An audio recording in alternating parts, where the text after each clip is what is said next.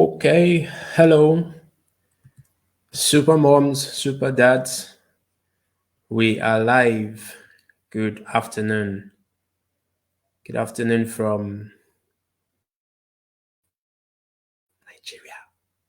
Where are you joining me from? Good morning or good evening. Welcome to Friday Live. Welcome, everybody. Let me know that you are here. If you are watching live, please let me know that you are here. And hello to you. If you're catching a replay, you're also welcome. Welcome to the conversation. Confirm to me that you can hear me.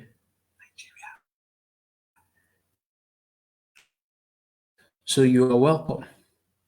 Thank you for joining me here.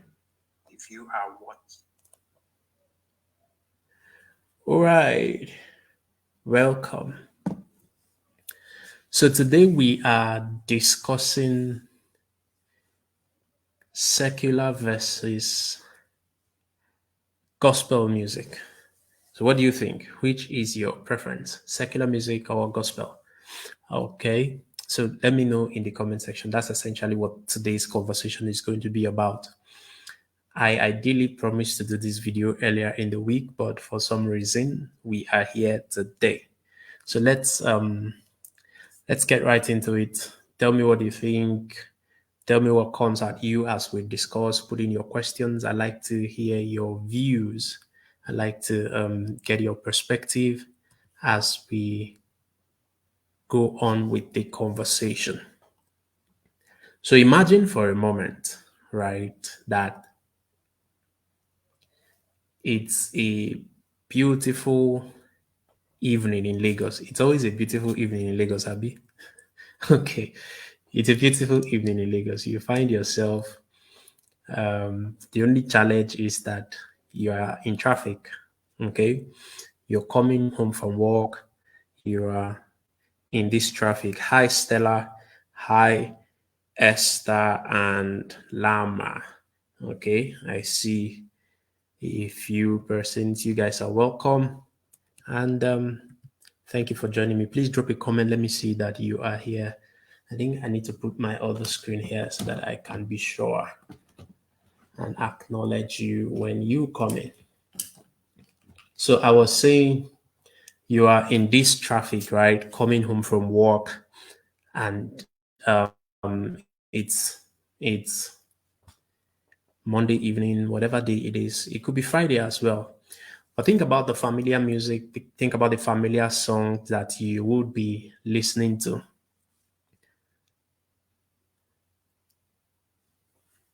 In that moment, would it be a soul stirring, tongue talking, fire branding gospel song that, of course, uplifts your spirit and ignites your faith?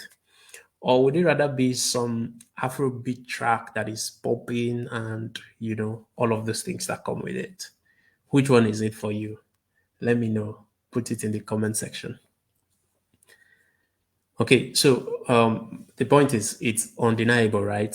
Music has power, whether it is on this spectrum, gospel, or on the other spectrum, um, secular. And I'm going to, in a moment, talk about these two kinds of music.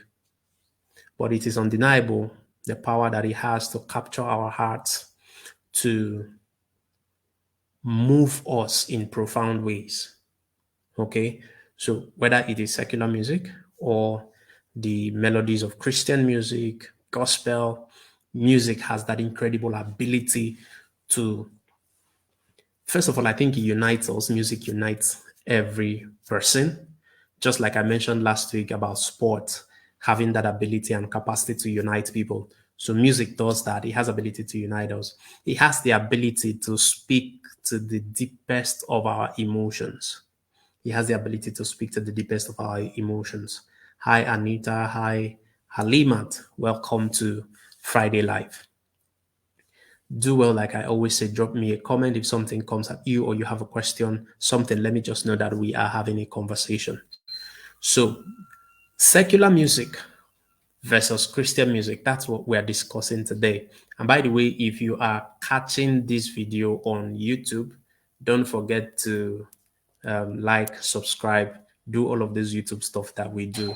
Like, subscribe, comment. I would also like to get in touch with you. So let's examine the similarities, let's examine the differences, and then we'll get into their influences, the purposes, and the impacts that music has on us. To begin with, what is secular music? What is it essentially? That's where I'm going to start off from. Generally, music that is not religious in nature, I prefer to use the word sacred or holy, is secular. If it's not religious in nature, then it's secular. The reason I prefer those words is if you take time to study the origin, essentially, let's look at the word secular music. We know what music is, so the emphasis will be on secular. The origin of that word is seculum. It's a Latin word. Yes, it's a Latin word, and it means world. It means world in the sense that it is anything that is not spiritual or religious. And it's important to note that that particular definition came from the early church. So the word itself was created by the church, so to speak, right? And it tells us something very subtle. You see, the reaction that we have in the world today, call it rebellion, right, is necessarily a rebellion against the church, and by extension against everything religious, of course, against everything God. But I digress. That is to tell you how much of a force that religion has had on the world, essentially, how much of a power that the church has had to wield on society and on the world over centuries, millennia, if you like, throughout history. So, but back to the conversation. Secular music is music that relates to the affairs of the world. Like I said, something apart from spiritual or religious affairs. And that's what we will call secular music. The earliest forms of music that were written were all Christian music. And there's a reason for that. Because at the time when music started to become a thing, it was very expensive to write. It is still very expensive to write. Anybody that writes will tell you. But particularly in that time, it was very expensive to write. So, because of the cost of paper, a lot of people who were creating music were not writing their music down. That's the first reason. The second reason was also something that has to do with the concept of copywriting, protecting your work, okay, from being stolen. Because the moment you wrote down your work and the pieces of paper start flying around, there was really no way to lay claim to that work. It's not like today when you can go and do a copyright, do trademarks, and all of this kind of stuff. In those early days, once you put it down on paper, it meant that you were really going to forfeit whatever comes out of it. People could go and perform it, people could sing it, people could do whatever it is with your piece of art. So, what happened was because it was the church and Christians who were more willing to give away their works for free, because the essence for writing music for the church then was to propagate the gospel, to do evangelism and all of that. So that kind of created more like a monopoly in the space. This is just to give you a little bit of background on both forms of music before we get really into the real conversation for today. So, music, right? From my perspective, music can take three forms, three basic forms that music can take. Um, okay, so I'm going to try to breeze through them, even though I want to focus on just two of them. But essentially, music can be worship, music can be entertainment, and then music is a form of expression. So music is a form of worship, music could be a form of entertainment, but generally music is a form of expression. In expression, you get the education and the information roles that music can play. I just like to lump all of them in that one form and call it expression. So, music as worship. Music as worship essentially is not created to be entertaining, except that you are entertaining God. I think there is that scripture in the Bible, maybe David, that was talking about the audience of one. Somebody has gone ahead to do a song. I believe that would be Dunsin Oyekon, who did a song and he called it the audience of one. Okay, so essentially that's what worship is about. It's created to facilitate a relationship between man and deity. It's created to facilitate that relationship between man and deity. And that's what worship is all about. A little bit on that before we wrap up this session. But I want to focus on the other two forms of music, the one that talks about entertainment and the one that talks about expression. Music as entertainment and music as expression. Music has a lot to do with music has a lot to do with culture. Music has a lot to do with culture, especially when it comes to entertainment. And the truth is, when you get into that space of entertainment, now culture has a role to play because different cultures, different backgrounds, they all have their different forms of expression and they all have their different forms of music. With us in this part of the world, something happened when we had European missionaries come first to Africa. They changed the names of people, right? But not only did they change the names of their converts, they also changed the music. As far as the Europeans were concerned, as far as they knew, the music styles that Africans were doing were hidden in nature, and they were hidden in origin. And so they gave us hymns. They gave us hymns as forms of worship.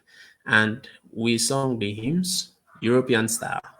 Okay, even though it didn't take quite long before we started to do remix of all of those kind of things. But then you get the point. Then when we also learned to play instruments, their instrument, because I'm talking about music as entertainment and culture playing a big role there. You get to understand that we had our own instruments. We had the drums, the what do you call all the shekere and all of the we had the flutes, the oja, and things like that. Okay, so but when we learned to play their instruments, we learned to play piano, the keyboard, the trumpets, the saxophones, and all of those kind of things. Because you're learning from somebody who was teaching you in his style, in his culture, in his whatever. So we learned European style, we learned European culture, we learned all of those things along with it. Entertainment is pretty much a cultural um, thing and it has cultural biases with it. Whoever is doing the entertainment, whoever is producing the music, it has a lot of cultural biases to it. When we get to talk about genres, we now have the things we call Afro beats and things like that because we learned to now infuse our own culture into all of those instruments that we have learned. Abi? So, but then it evolved. Music has evolved. It has evolved alongside changes in society. It has evolved alongside changes and advancements in tech. So, because you can sit down, young people can sit down on a laptop without any instrument and create any kind of sound that they desire to do. And so that whole thing created cultural shifts. That is about music as a form of entertainment. And I'm going somewhere with this, if you would just permit me. The last or the third form of music, like I mentioned, is music like an expression. And pretty much everything that can be said can also be sung. So I can talk to God prayer. I can sing to God. I can talk about how much I love God, and I can talk about how much I love a woman. But then I can also sing about it. I can sing about my love for God or my love for a lady, a spouse, or whatever like that. Expression. I can talk about my doubts as much as I can sing about it. I can declare my faith as much as I can sing about my faith. I can talk about my fears and my disappointments, and then I can also sing about it. I can preach or evangelize, and that's what we call gospel. Okay. And then I can sing about it. I can use words to encourage people, but I can also sing encouragement, celebrations, and different things like that. Music is a form of expression. And on this level, we now talk about the diverse range of genres. Amazingly, it looks as if it's the secular kind of music that has promoted all the diversity of genres that we have. We have pop, we have rock, we have hip hop, we have R&B, we have country music, jazz, blues, reggae, and you can go on and name all of those things. Every day, new forms of music and new forms of expression are being added to the list. So the list is as long as you can think of. Okay, so but these are different forms of expression. But in having conversations with young people, in having conversations with young people, I I like to have those conversations on this level of expression and on the level of entertainment. Okay, because then we will begin to talk about the themes, we'll begin to talk about the messages that is being passed across in these diverse forms. Okay. Hi Tokwe, good to see you. Hi Uguchi and Anita. Welcome to the conversation.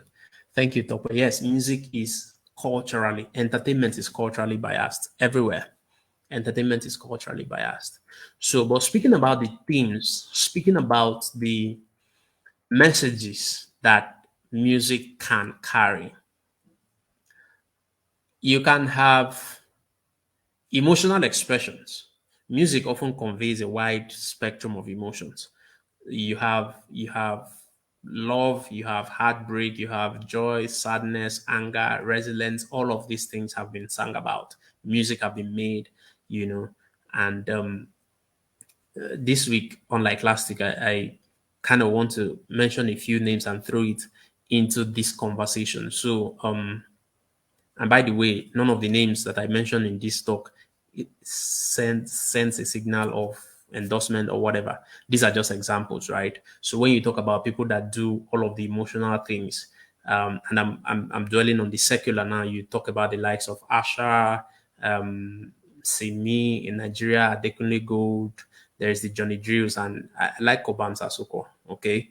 And, there are quite plenty of them, but also messages, expressions, and themes. You have those that are more socially inclined, those that want to portray cultural commentary or social commentary, if you like.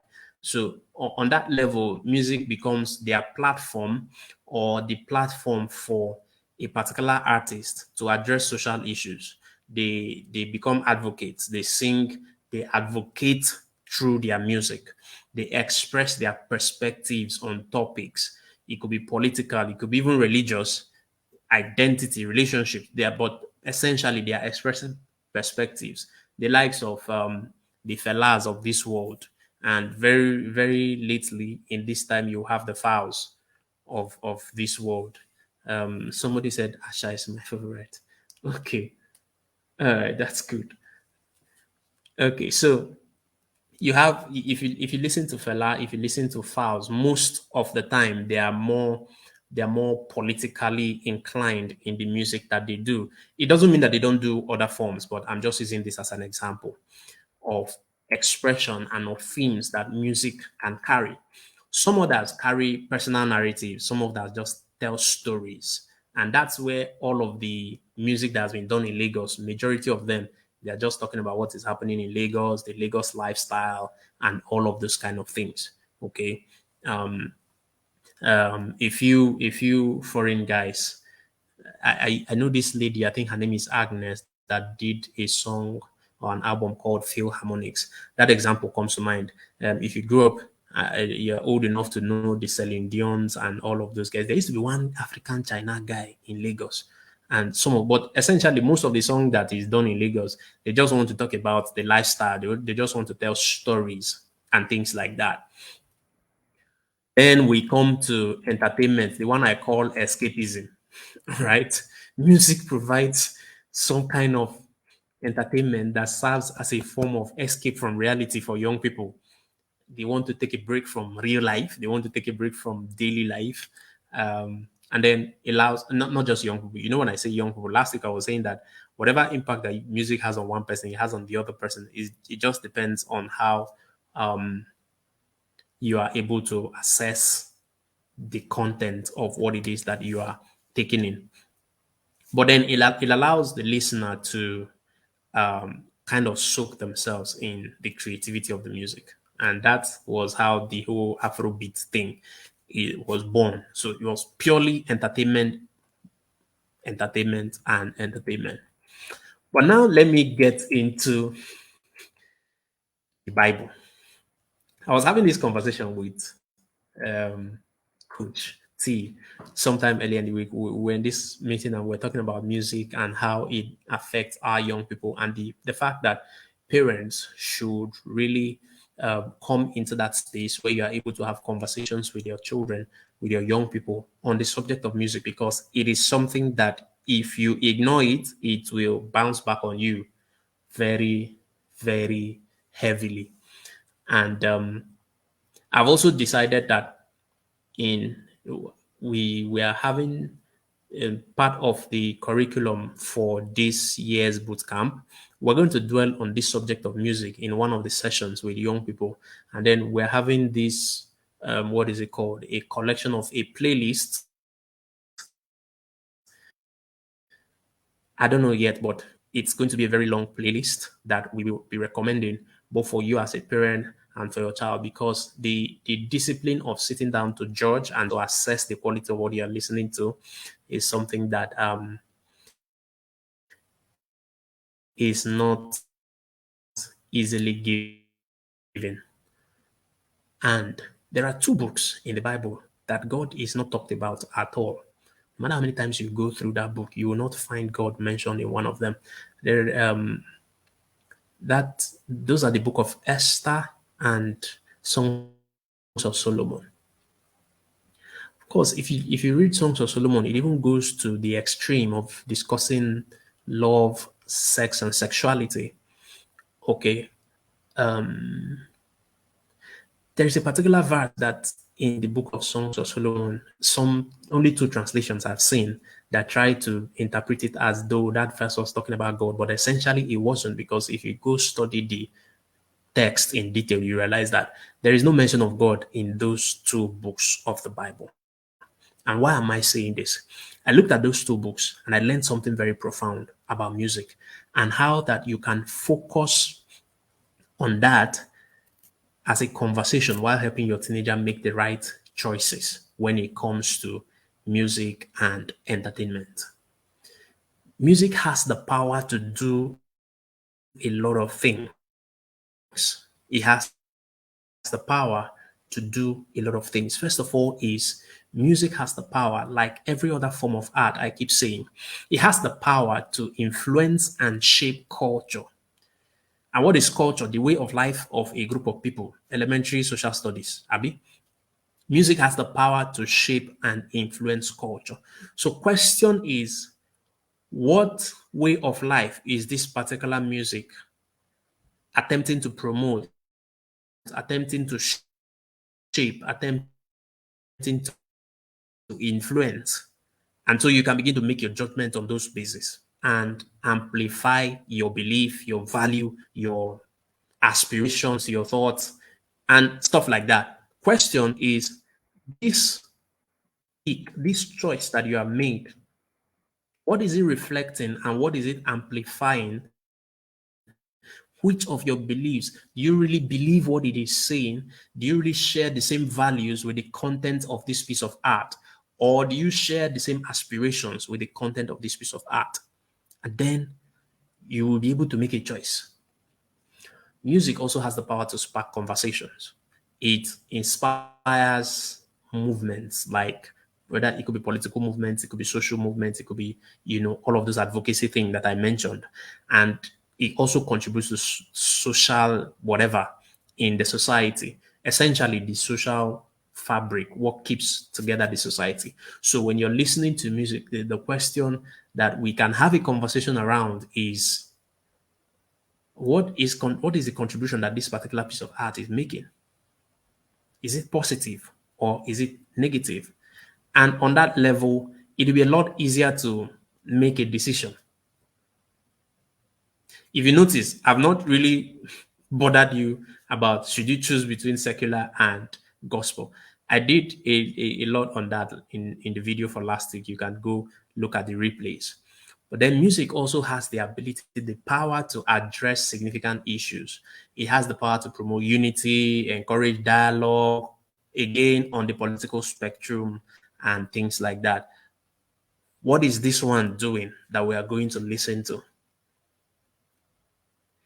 And I've said it is almost the same as every other piece of art, except that this one has melody to it.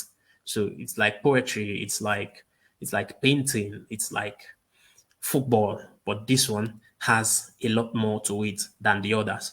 So it could be talking about love, it could be talking about compassion, empathy, kindness, resilience, justice, responsibility, any of those things. But then it could also be talking about immorality.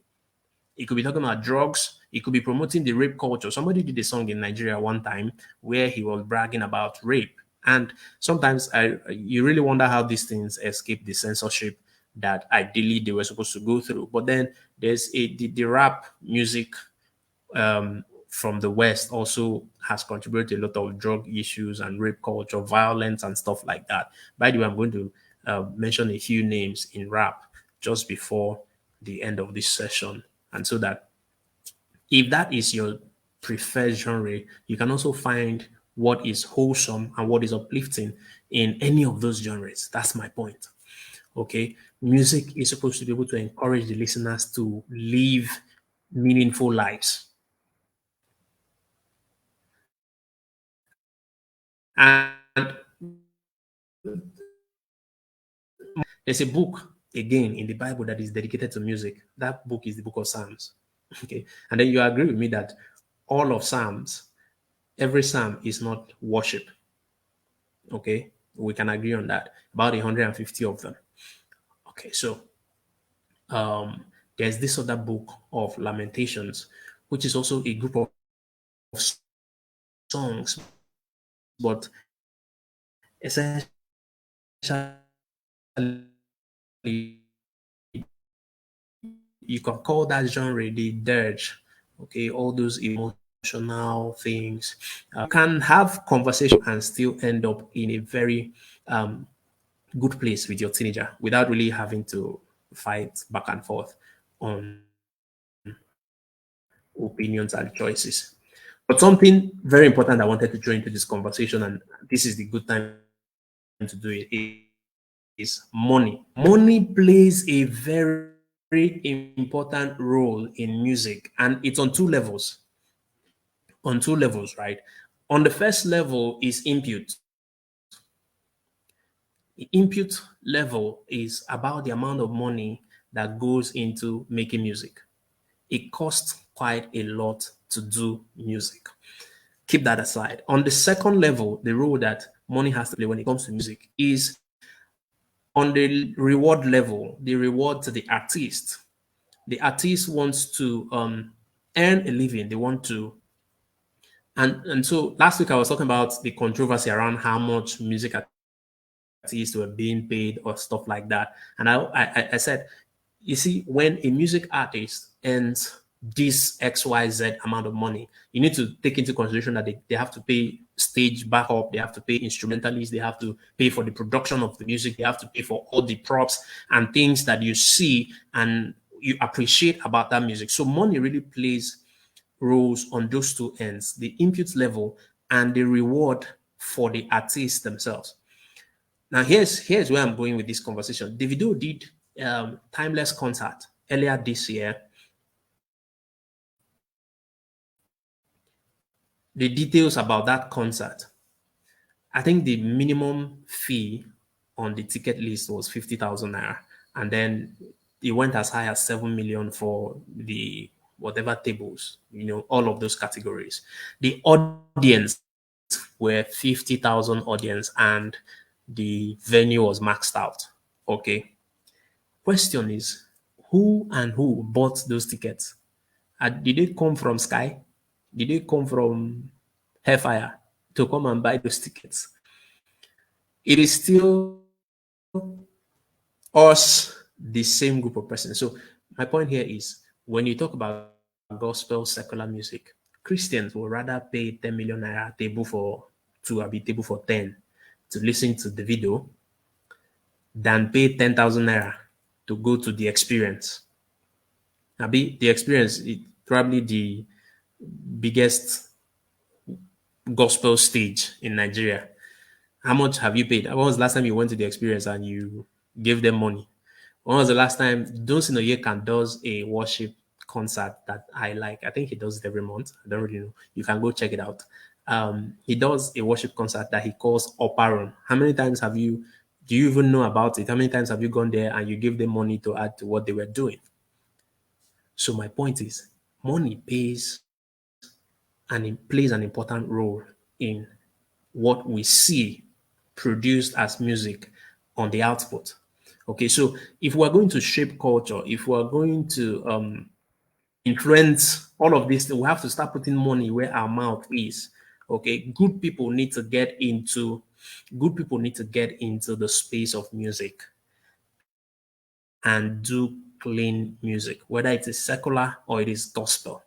I said it last week that some of the things you call gospel cuckoo, they are not gospel. All right. On a general note,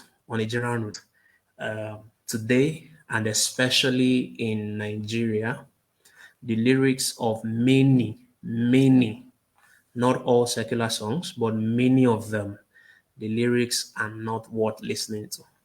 I can tell you for free. So personally, for my sanity, for my purity, I rather not listen to them. And I really can't say I'm missing out on anything. Rather enjoy and spend time listening to music that nourishes the spirit and uplifts my soul.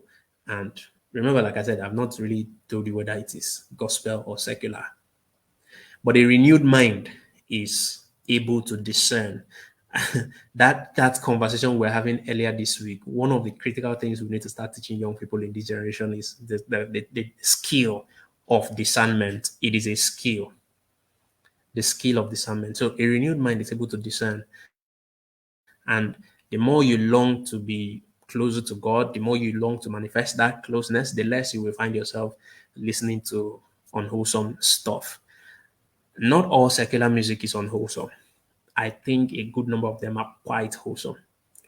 But in the same way, not all gospel music glorifies God. You can argue with your Bible. But that's where I'm really going to end this conversation this afternoon. I hope this helped you. You can catch a replay if you like, send me feedback or whatever.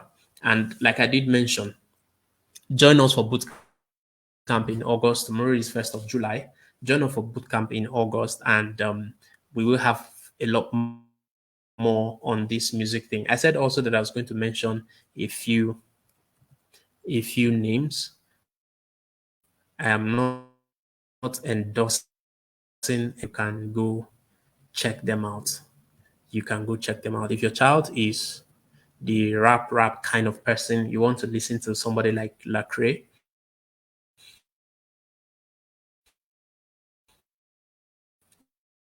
you want Derek is Derek, Derek Minor, Minor. If you like to listen to reggae, you can go check out Buchi. He's Nigerian.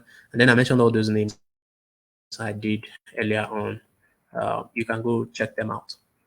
Okay, so thank you very much for spending this time with me this afternoon. Thank you, Tokwe. Thank you for all your comments.